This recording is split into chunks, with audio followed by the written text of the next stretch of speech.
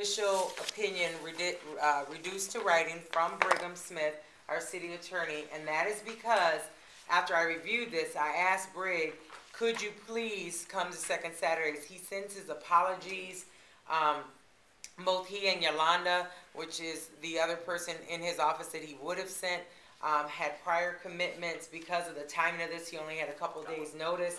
Today is his wedding anniversary, and I thought I'd not get him strung up by his wife and require him to come, so I let him go, let him off the hook on that, and I appreciated his willingness to try and work around it.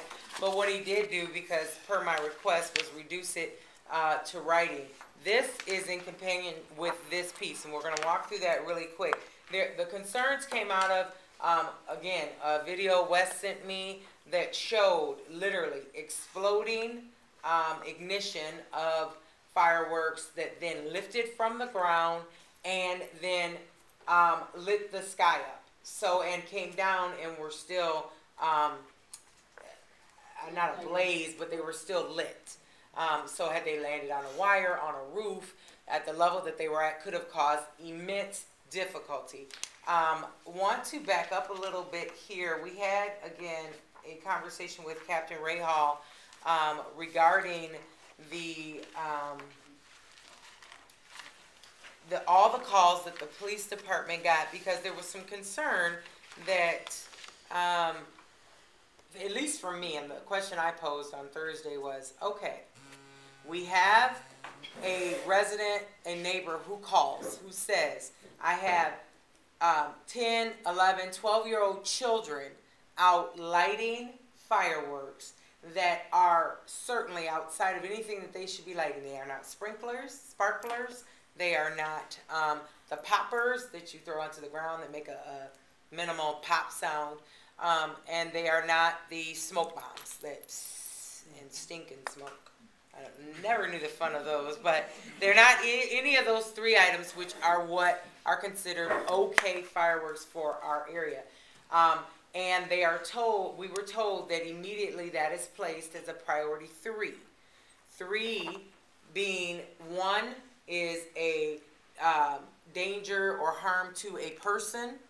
2 is danger, harm to a object, place, house, car, meaning someone's breaking into their house, someone's entering the car, someone has graffitied. Yes, that's a 2. And we learned this at Averill when we went through some of the discussion, but he reiterated it this Thursday. And then this 3 is not as quote-unquote low or removed as a 4, which is pretty much, you know, we'll respond when and if we're able. But a 3 certainly doesn't speak to a 1, someone can get their arm taken off using this particular tool.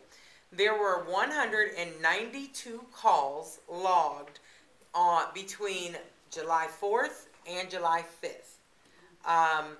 There was this by the police department. Through the 911 emergency calling system, and this was represented a slight, we were told, increase. He didn't have the exact number, but a slight increase from the year before. He attributed some of that to the fact that 4th of July fell on a Saturday and the weather was good. And I know those sound very simplistic, but it's true. That people were not traveling as much this year. There was good weather to be able to light it. It wasn't raining. There wasn't a fear of rain. It was, you know, clear skies. And Saturday night gave you all the ramp up time of all day Saturday, Friday and Saturday, and then some into Sunday. Perfect weather, perfect day. I'm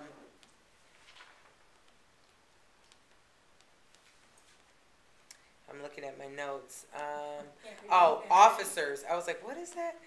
I thought it was of credits. Officers, 18 or 19 officers were on those days.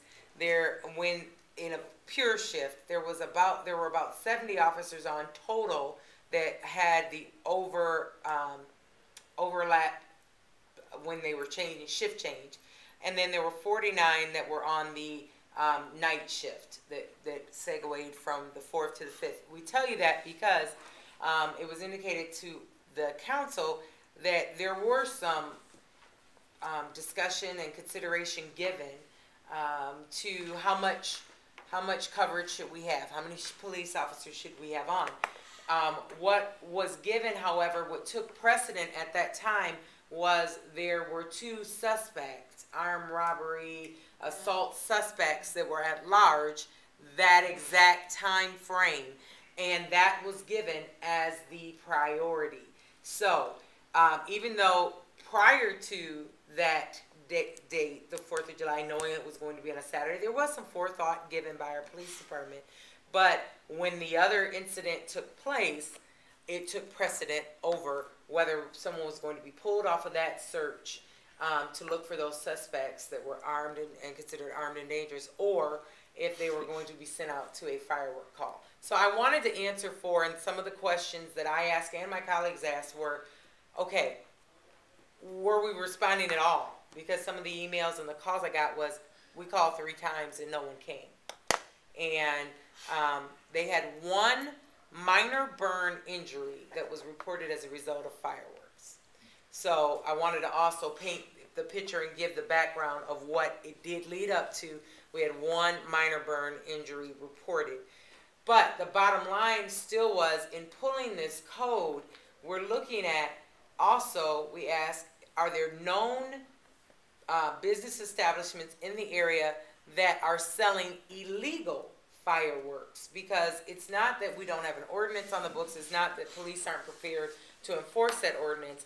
And then when it's boiled down, if you look at Briggs' account and his review, it boils down to anything that ignites and anything that leaves the ground and makes a loud noise.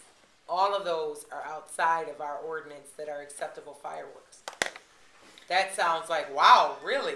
Yes, it includes, if you look at the ordinance, I've highlighted on page 2691, actually 2692, there are 4 levels. There are sparklers containing not more than less than a pound, or 10 pounds, excuse me, was what Brigham boiled it down to, of burning portion per sprinkler, less than a pound. Sparkler. Yes. It says Sparkler. 0.0125. Yeah. 1.25. I'm at the bottom of 2692, number 1.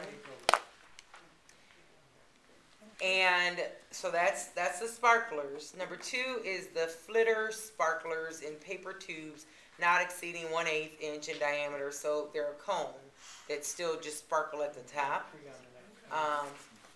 Number 3 is a flat paper cap containing not more than 0.25 of a grain of explosive, which is that popper that you hit the ground and it goes pop. And then 4 is the trick noisemakers, toy canes and toy snakes, not containing mercury that meet blah, blah, blah, blah, blah. But the bottom line is, these are not the M80s that we've seen that were reported. These are not those are actually a felony.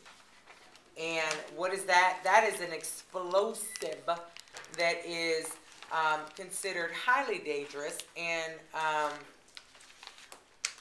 unacceptable, as well as these are some of the things that folks didn't know, and these are good just to share at your neighborhood meetings, as well as the information to share with neighbors.